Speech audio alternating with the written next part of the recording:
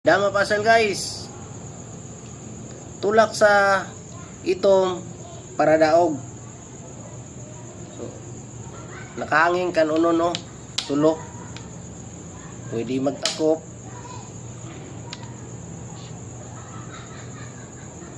Pwedeng mudagan, pero kung mudagan libre.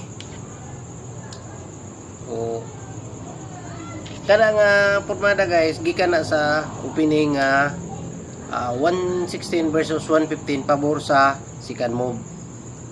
So atong balik ko atong suguron sa sinugdanan sa opening paunsa naabot inana nga posisyon.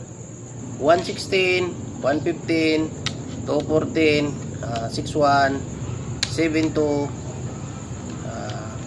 116, 313 kaon balik.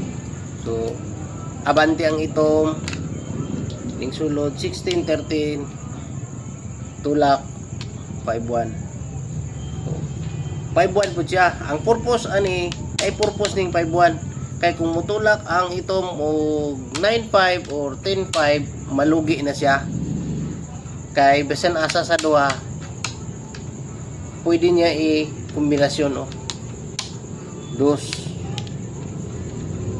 kaon pod 3 sulugi ang itom. Ang buhaton sa itom mag 3-14 para mawala ng kombinasyon.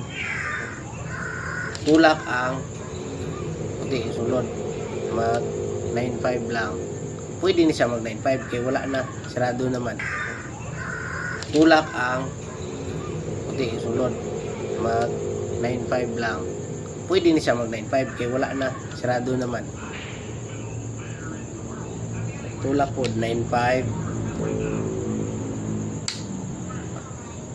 So siguro gitakpan niya. Dili pwede makatulak kay siguroon pag sarado o dito hanging. So dili pwede mag 5-1. Pwede siya mag dina, pwede mag dito, pwede dire.